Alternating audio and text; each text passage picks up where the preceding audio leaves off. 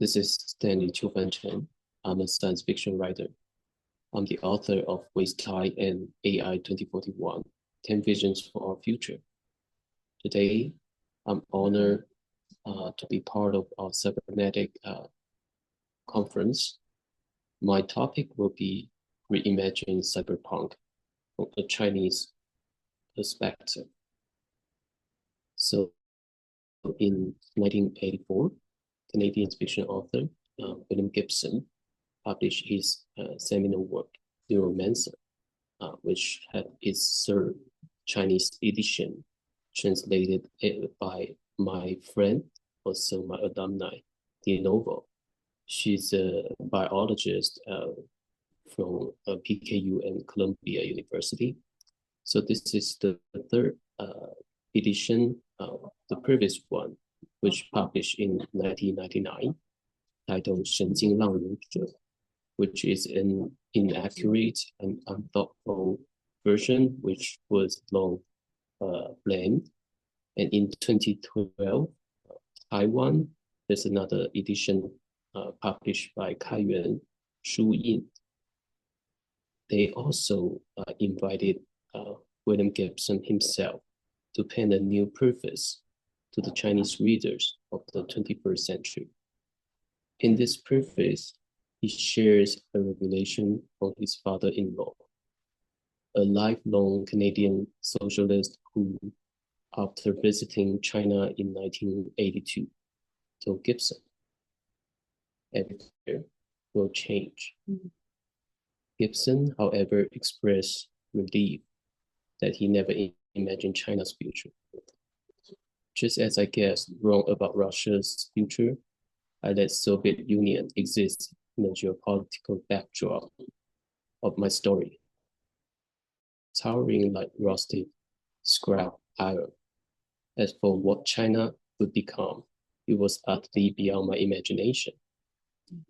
So according to Lawrence Person, editor and author at the American science fiction magazine Nova Express, a quintessential cybernetic cyberpunk character is a societal underdog forgotten by a dystopian society driven by advanced computer technology and information flow, who reveal in a new tech and modification of infiltrating vast virtual worlds. He summarized his admiration in just two words: high-tech, low-life. This might explain why this challenging read is revered among Chinese sci-fi enthusiasts. But in China, its transmission and manifestation seems somewhat different. This is also one of my essays back in 2013, published on New York Times Chinese version in China, only cyber, no punk.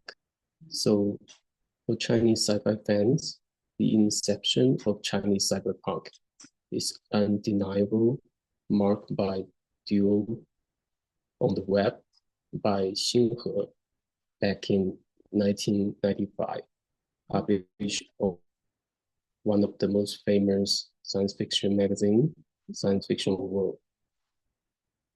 And Mud, Hacker Incident by Yang Ping, which was published in 1998. The influence of these works was so significant for a long time. Both authors struggled to escape the pigeonholing that hindered their later writing careers. Duel on the Web tells a campus love story set in virtual space, while Mud Hacker Incident depicts brutal conflicts among hackers, fractions in the Mud world.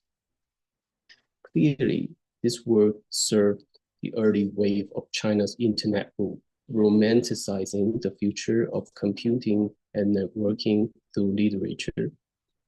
A widely circulated anecdote of Chen Tianqiao, the CEO of Shanda Network, who, inspired by Mud Hacker Incident, ventured into online gaming business, later securing the novel's right as a tribute to his success. However, China's cyberpunk was betray a native imitation of Western counterparts, focusing more on the spectacle of cyberspace than on understanding and expressing the deeper punk spirit. For two authors born during the Cultural Revolution, the punk spirit could only be secondhand, learned from Western literature and film, almost devoid of a genuine grasp of hippie movement, individualism, or drug culture. Through the Cultural Revolution might be seen as another form of order subversion, its top-down nature and authoritarianism turned into a self-devouring Ouroboros, causing profound societal, cultural, and personal rift and paradoxes. For a long time, numerous Chinese originals mimicking cyberpunk appeared to restrained, clean, and lacking in detail. With even less to say technically, reading William Gibson's work feels like being reborn or waking up on another planet, in the words of the famous Taiwanese artist Yao Dajun, brimming with dazzling details, immersing you in his vision, a testament to the greatness of cyberpunk style. In contrast, reading Chinese cyberpunk works feel like switching from IMAX to a low-definition full screen. The drop in detail and style is staggering, leaving text to pander to the reader through plot, becoming even cheaper. As for the punk spirit, due to censorship or self-censorship, it always appears blurred in Chinese sci-fi. In cyberpunk narratives, the pessimism about dystopian futures where massive corporation replace governments as centers of power is common. These entities expert control over individual groups through omnipresent computer networks, breeding corruption and social alienation, while people indulge in cheap virtual entertainment, obtaining rural events. Cowboys like anti-heroes engage in Sisyphean struggles against colossal conspiracies within mega cities, reminiscent of 1982 Blade Runner. In the film, we are taken to 2019 Los Angeles, where the cityscape is dominated by giant Japanese geisha billboards, a stacked showcase of the film's fascinating with Eastern imageries. The East meets West theme echoes in Ghost in the Shell, set against the backdrop of Hong Kong and the futuristic Tokyo, blending cybernetic fantasies with urban mysteries. Then there is The Matrix, a cinematic novel that pushes the boundary of cyberpunk, intertwining cutting-edge visuals with deep philosophical musings, peppered with reference to Eastern Zen, that beckons on the question.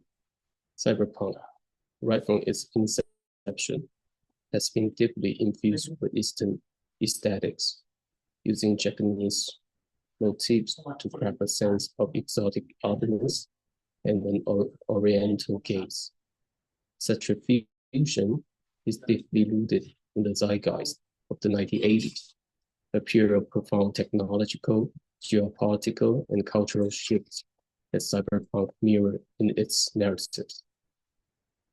So cyberpunk's aesthetic was heavily influenced by the electronic consumer goods of its time, from the allure of consumerist icons like Apple II PCs that found their way into every home, to MTV, which symbolized American and later global pop culture. Atari console, its simple 8-bit graphics, low resolution, and limited color saturation, exemplified the era visual style. Atari's venture into VR system also marked an early foray into what would become a significant cultural and technological trend. The emergence of consumer electronics and popular culture significantly shaped cyberpunk's aesthetics, offering us a glimpse into the movement's visual and thematic preferences. The 1980s was ripe with technological innovation and narrative constructions that fueled writers' imagination. From the advent of electronic computation in military labs to the conceptualization of an automated society based on Wiener's control theory, the development of words like ARPANET and breakthroughs in microprocessors herald the dawn of the information age and post-industrial era, where personal computation could transform daily life. VR's commercial application in the 1980s, despite its initial crudeness, along with advances in gene editing and nanotechnology, first expanded the cyberpunk narrative, integrating themes of human enhancement and the futuristic vision of society. Toffler's The Third Way influenced a generation sci-fi writer to envision new societal structures, both physical and virtual, making the evolution of cyberpunk from a niche genre to a broader cultural and technological discourse. As we delve into the origins and evolution of cyberpunk, our current era seems point to imagine and expand on these themes, reflecting on how far head next to the fascinating interaction of technology, culture, and speculative fiction. To discuss its artistic expression without acknowledging the rich tapestry of its historical backdrop would be to overlook the essence of cyberpunk. Looking back at Neuromancer, the landmark from 1984, the 80s under Reagan's America saw a backdrop of a Cold War tensions peaking and the eventual disintegration of the Soviet Union. During this time, Japan's rise as a burgeoning power across geopolitics, economy, technology, and pop culture left an indelible mark on cyberpunk, influencing its core DNA. Meanwhile, the US saw a resurgence of conservative values, social inequality, and a vibrant counterculture movement. In this era of change, Reagan's significant investment in the Star Wars program, a space-based missile defense initiative aimed at neutralizing the nuclear threat, symbolized the era's intersection of science fiction and reality, painting the backdrop against which such pulse narratives of resistance and rebellion unfolds. In light of such a rich history, drawing parallels between the past and the present offers intriguing insights. It's widely known that Ronald Reagan was the first actor to ascend to the presidency. leveraging his lengthy career in showbiz before taking office. Interestingly, we've seen another president highly possible to step up again with a background as a reality show TV star, suggesting a fascinating synchronicity between the two.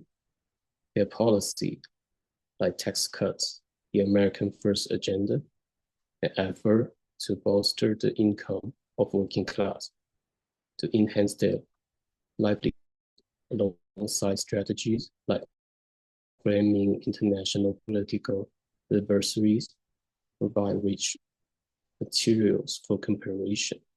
Make me that we might be on the curves of the cyberpunk renaissance, given the historical parallels that echo throughout August.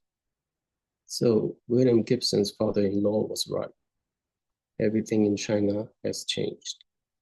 The cityscape of major cities can rival Tokyo, Shibuya, or Manhattan. Every gate in the subway is fixed on the screen of smartphones, assembled thousands of miles away. In closer factories, workers labor inserting cheap contemplation like an ad break. Platforms are flooded with homogeneous TV shows entertaining overworked office workers. Social networks turn people into celebrities every 30 seconds, only to be forgotten even faster. The installation of over 400 million surveillance cameras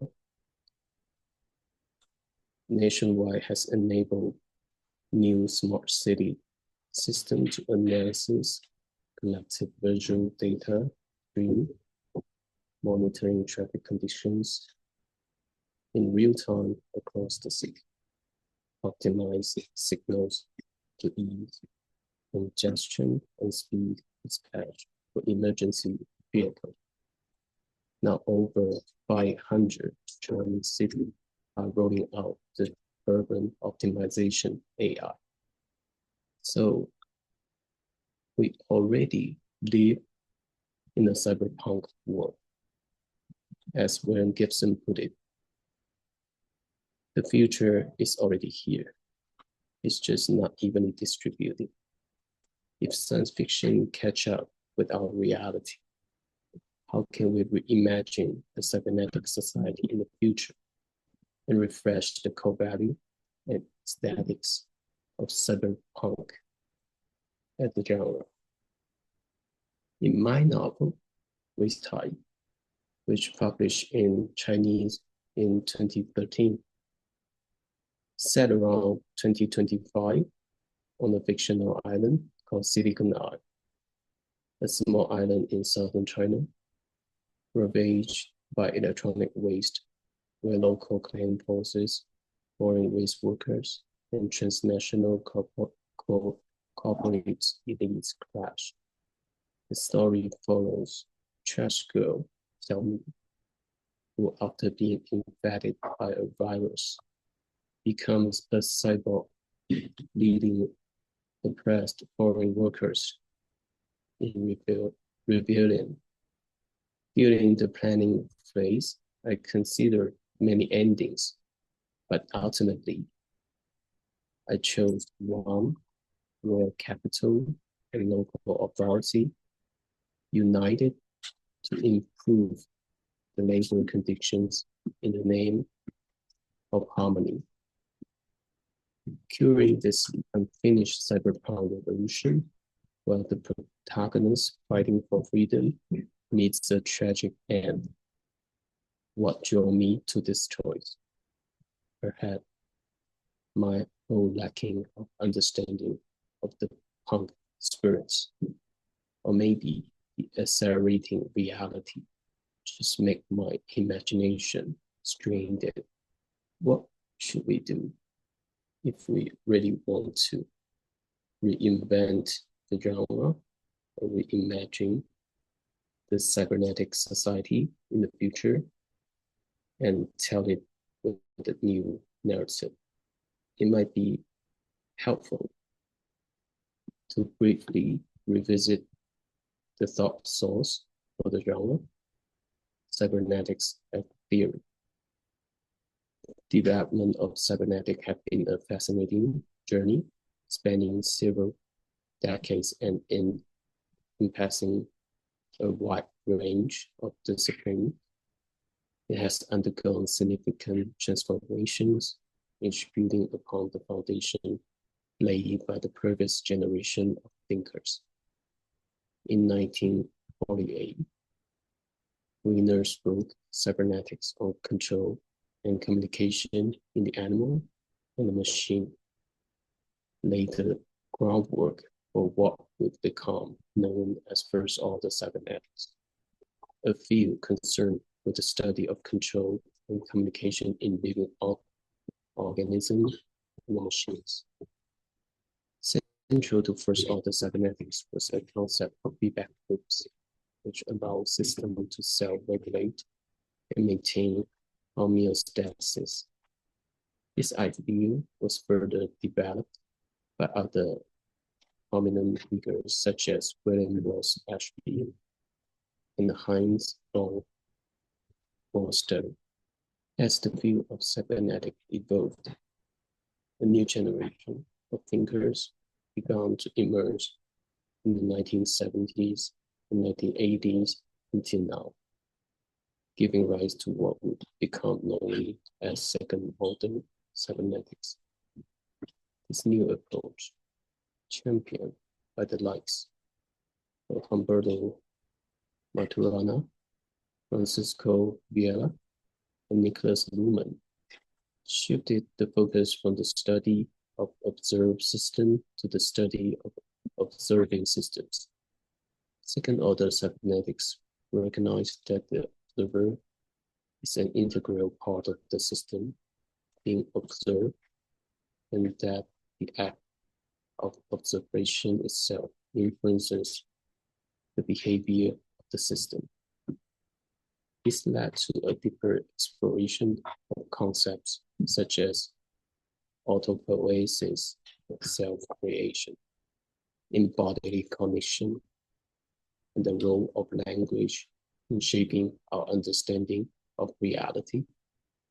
I just list out a lot of influencers, thinkers, and people who make huge contribution to the development of the theory. But more than that, we can see maybe part of the first order and second order cybernetic society had already become reality, especially in countries like China, Japan, Korea. What we need to look at is the recent year rapid shifting technologies such as generated intelligent AI have opened up new avenues for cybernetic inquiry. Generative AI systems, such as deep learning neural networks, are capable of creating novel and complex outputs based on the pattern they have learned from a vast amount of data sets. This has led to a renewed interest in the study of emergent behaviors and the potential for machines to exhibit creativity and adaptability.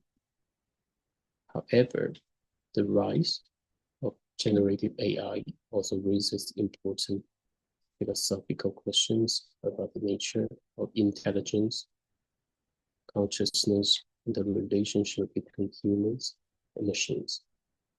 Similarly, the field of synthetic biology, which seeks to engineer living systems for various applications, has brought a new dimension to the study of cybernetics.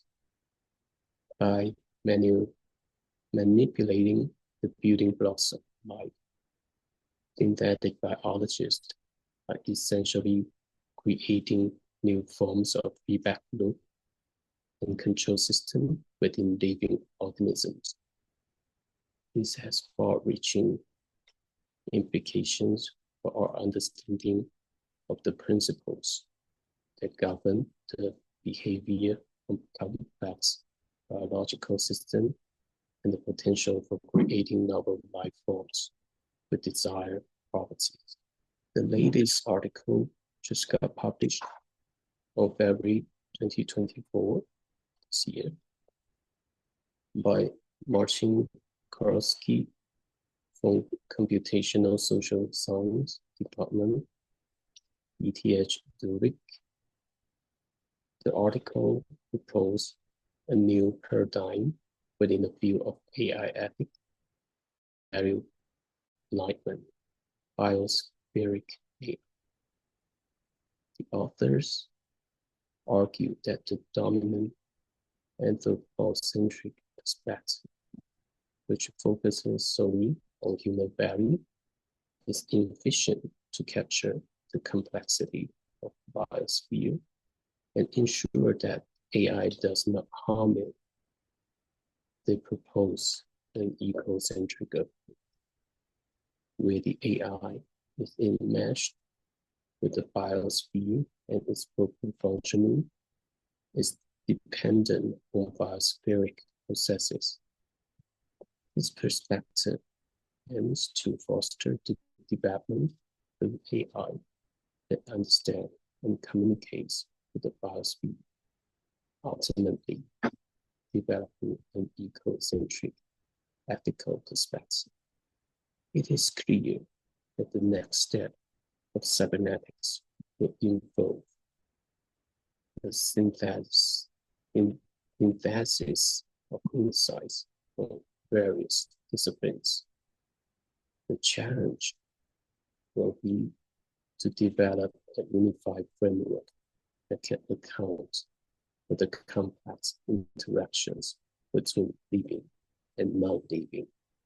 The role of the observer in shaping reality and the ethical implication of creating intelligent and autonomous systems. This will require a deeper understanding of the principle of self-organization, adaptation, and emergence, as well as the willingness to grapple with the profound philosophical questions that arise from the blurring of the boundary between the nature and the artificial. As we navigate this uncharted territory, we must remain mindful of the words of Nobel winner, who cautioned that the world of the future will be an even more demanding struggle against the limitations of our intelligence, not accountable hammock in which we can lie down to be waited upon by our robot slaves. It is up to us to rise to this challenge and to shape the future cybernetics in a way that benefits all of humanity. We need to summon the rebellious spirits of punk to revolutionize the genre and provide alternative ways out of our lived reality. Does not end with criticism directly towards capitalism, environmental exploitation, or constructive meanings of art and beauty.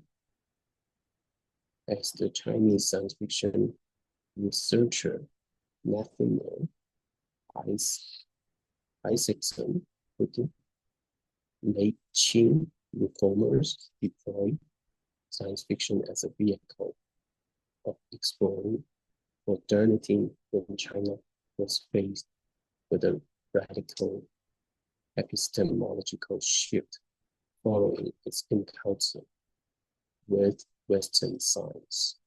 For example, Yang Qichao Xun by translating and writing science fiction, those reformers sought to imagine a future in China, emancipate from both the Qing Empire and colonizers through technological advancement.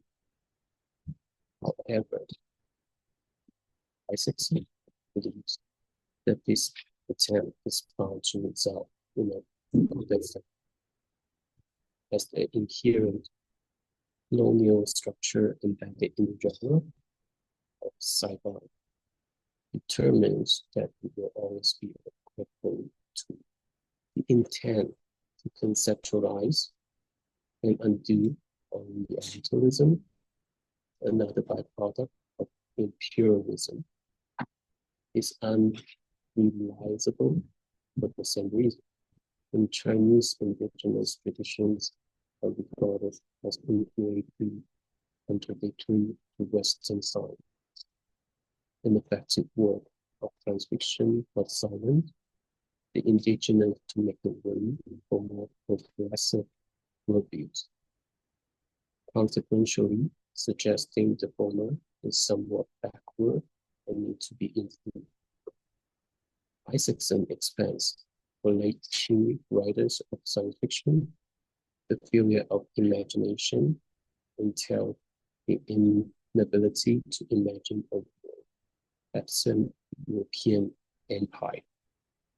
The narrative failure to figure out alternatives become a de facto expression of the supremacy of the status quo. The modernity that China achieved through science fiction is perpetually the colonial modernity, and the fight against Orientalism can only spiral into a self-orientalizing Sisyphean effort when the term Asia is applied as a descriptor. It is almost always implying a certain secondaries. In the case of speculative fiction, to call work Asian influenced is to insinuate that the genres of science fiction and fantasy are inherently non-Asian. The subtle dismissal of imaginative narrative technology and fantastic worlds came from non-Western European traditions once again illustrated that speculative fiction has the history of being an exclusive playground. Not to mention that indigenous Asian culture have long permeated Anglophone speculative fiction as a consequence of varying degrees of Orientalism. Admittedly, this label is a successful marketing which, especially in America, commodification of a minority group's culture, history, and identity, resulting in a product distinct enough for the majority to evoke a sense of wonder. In the system of the hegemonic Anglophone, we will remarket a work that bears this label is thus endowed with a certain symbolic capital.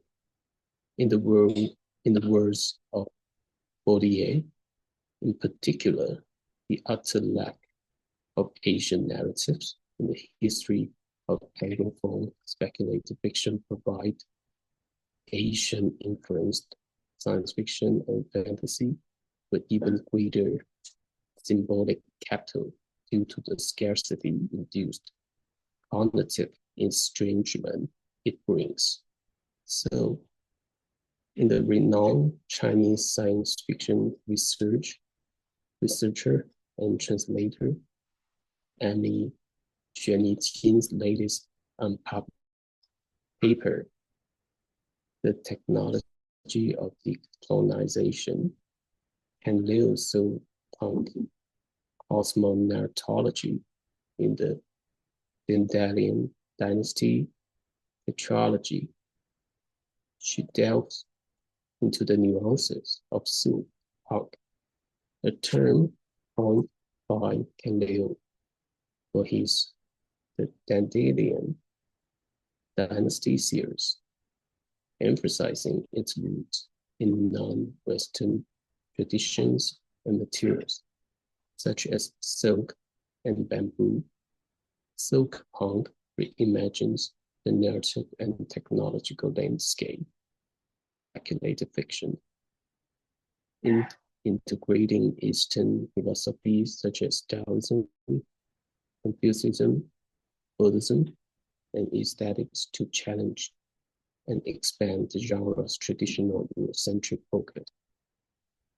As the Chinese sci-fi author Han Song put it, science, technology, and modernization are not characteristic of Chinese culture. They are like alien entities. If we buy into them, we transform ourselves into monsters. And that is the only way we can get along with Western notion of progress. The uncritical adoption of the prevailing technological discourses by cultures that do not inherently identify with the Eurocentric model of modern science fiction, science intel risks, leading to self-orientalization. Reimagine coins the term cosmonarratology in conjunction with Yokui's proposition of cosmo techniques, which contains that modern science and technology have emanated from Western paradigms, are wrongly assumed to be anthropologically universal. Yokui argues that to interrogate the question of technology, we should turn to the predominant myth of the origins of technology, handed down to us and rejected and extended by Western philosophy. Yokui's cosmotechniques is proposed as a response, tracing different technology and contributing to the opening up the plurality of relations between techniques, mythology, and cosmology. Ken Liu's works would be a perfect example, explores the unique narrative potential of punk or cyberpunk or speculation fiction as a tool for decolonizing the future by deconstructing prevailing systems and reshaping reality as a tension between fictional and factual world. The reinvention of the genre would contribute to the understanding of decolonization of Anglophone literature, the genre, and the futures come by promoting a truly cosmopolitan worldview, a confluence of cultural influences without embedded hierarchy, challenging the linearity of language and technology, and embrace a de-westernized, decentralized, interconnected web of multivalent connections between equal agents. So in this reimagined cyberpunk narrative, the protagonist might be not just hackers and rebel fighting against oppressive corporations and governments, but also could be scientists, artists, philosophers, and spiritual seekers, working to align advanced technology with the principle of harmony, sustainability, and compassion, not necessary with human, but all beings. The settings might expand beyond the neoliths, urban sprawls to diverse landscapes where technology and nature coexist in a symbiotic dance. Ultimately, the synthesis of cutting-edge technologies, ancient philosophical wisdom, and the transformative vision of non-human-centric AI has the potential to breathe new life into the cyberpunk genre, expanding its boundaries and deepening its relevance for the challenges and opportunities of the 21st century. By embracing a more holistic, cosmological, ecocentric, and compassionate approach to the relationship between humanity, technology, and the natural world. This reimagine cyberpunk to inspire us to create a future that is not just technologically advanced, but also spiritually and ecologically enlightened. So this is my sharing today. Forgive my voice because of the cold. And thank you for listening. Any comments and feedback are most welcome. Thank you.